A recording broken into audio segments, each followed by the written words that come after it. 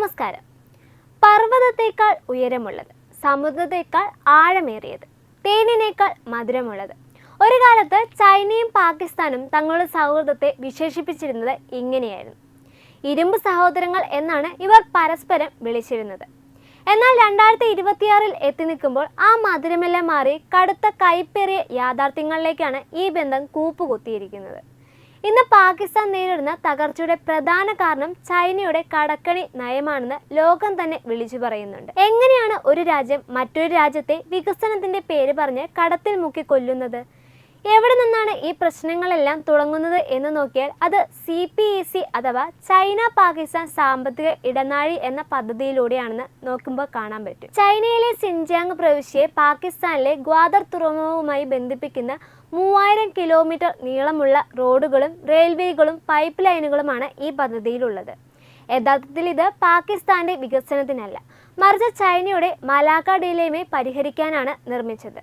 നിലവിൽ ചൈനയുടെ 80% വ്യാപാരവും കടന്നു പോകുന്നത് മലാക്ക ഇടക്കിലൂടെയാണ്. യുദ്ധമോ മറ്റും ഉണ്ടായാൽ ഇന്ത്യക്കോ അമേരിക്കയ്ക്കോ ഈ വഴി തടയാനാകും. ഇത് ഒഴിവാക്കാൻ ചൈന കണ്ടെത്തിയ ഒരു ഷോർട്ട് കട്ട് മാത്രമാണ് പാകിസ്ഥാൻ എന്നത്. അതിന്റെ നിർമ്മാണത്തിന് ചൈന നൽകിയ വായ്പകളുടെ പലിശ നിരക്ക് പാകിസ്ഥാന്റെ നടു ഒടിക്കുന്നതാണ്. ഗ്വാദർ തുറമുഖം പാകിസ്ഥാന്റെ സാമ്പത്തിക തലസ്ഥാനമാകാമെന്ന് ചൈന വാഗ്ദാനം ചെയ്തിരുന്നു. എന്നാൽ യാഥാർത്ഥ്യം എന്താണെന്ന് വെച്ചാൽ $1 ബില്യൺ ചൈന ഇവിടെ നിക്ഷേപിച്ചിട്ടുണ്ട്. പക്ഷേ കരാർ പ്രകാരം ഈ തുറമുഖത്തു നിന്നും വരുമാനത്തിന്റെ 90% കൊണ്ടുപോകുന്നത് ചൈനയാണ്. പാകിസ്ഥാന് ലഭിക്കുന്നത് വെറും 10% മാത്രം. കൂടാതെ ഗ്വാദറിലെ പ്രാദേശിക മത്സ്യത്തൊഴിലാളിക്ക് ഇവിടെ മീൻ പിടിക്കുവാൻ പോലും അനുവാദമില്ല.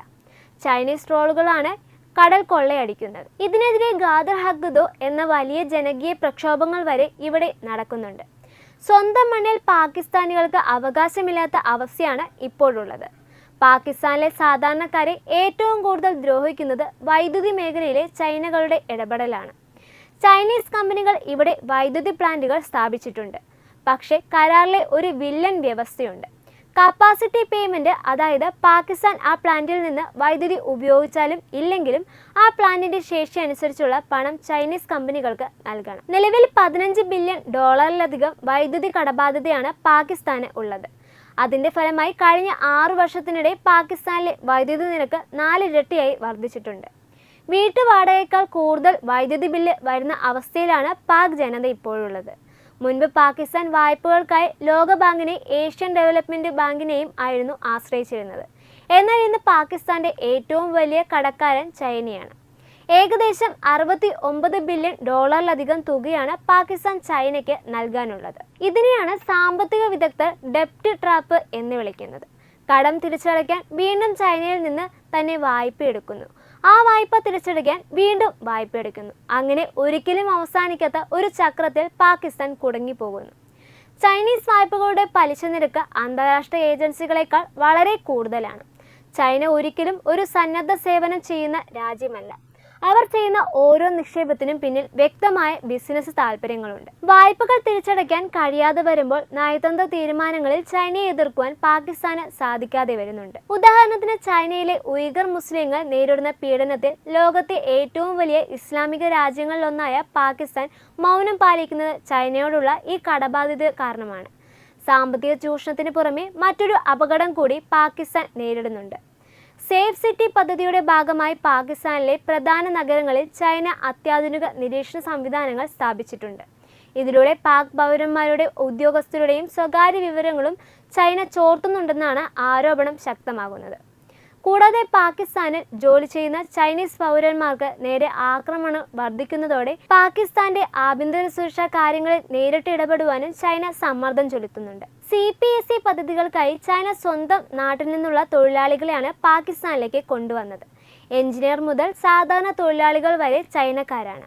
ഇത് പാകിസ്ഥാനിലെ യുവാക്കൾക്കിടയിൽ വലിയ അമർഷമുണ്ടാക്കാൻ ഇടയായിട്ടുണ്ട്. സ്വന്തം നാട്ടിൽ വികസനം നടക്കുമ്പോഴും തങ്ങൾ തൊഴിലില്ലാതെ നിൽക്കേണ്ടി വരുന്നത് അവരെ ചൈന വിരുദ്ധരാക്കി മാറ്റിക്കഴിഞ്ഞു. ഇതുപോലെ തന്നെ ആയിരക്കണക്കിന് ഏക്കർ പാക് കൃഷിഭൂമി ചൈനീസ് കമ്പനികൾ പാട്ടത്തിന് നൽകിയിരിക്കുകയാണ്.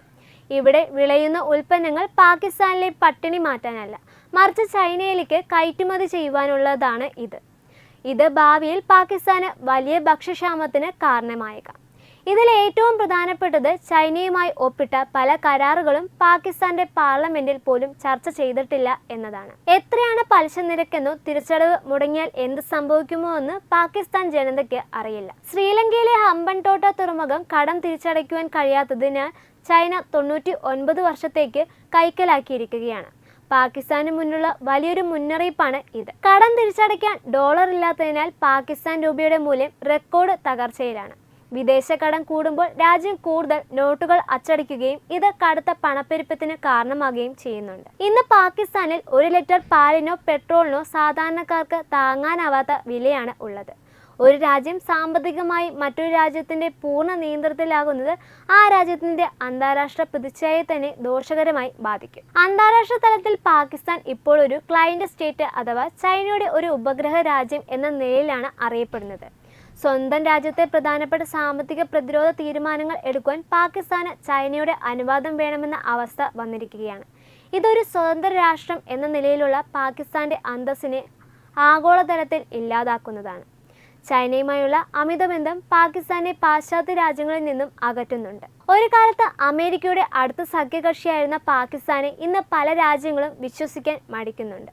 പാകിസ്ഥാന് നൽകുന്ന സാമ്പത്തിക സഹായങ്ങൾ ചൈനീസ് കടം വീട്ടാനാണ് ഉപയോഗിക്കുന്നത് എന്നത് ഭയന്നാണ് IMF പോലുള്ള സ്ഥാപനങ്ങൾ വായ്പ നൽകുവാൻ കടുത്ത നിബന്ധനകളാണ് ഇപ്പോൾ വെക്കുന്നത്. ഇന്ന് ലോകരാജ്യങ്ങൾക്കിടയിൽ എങ്ങനെ ഒരു രാജ്യം ആകരുത് എന്നതിനൊരു ഉദാഹരണമായി പാകിസ്ഥാൻ മാറിയിരിക്കുകയാണ്. ചൈനയുടെ ബെൽറ്റ് ആൻഡ് റോഡ് പദ്ധതിയിൽ ചേരുവാൻ ആഗ്രഹിക്കുന്ന ആഫ്രിക്കൻ, ഏഷ്യൻ രാജ്യങ്ങൾ പാകിസ്ഥാന്റെ അവസ്ഥ കണ്ട് പിന്മാറിയിരിക്കുകയാണ്.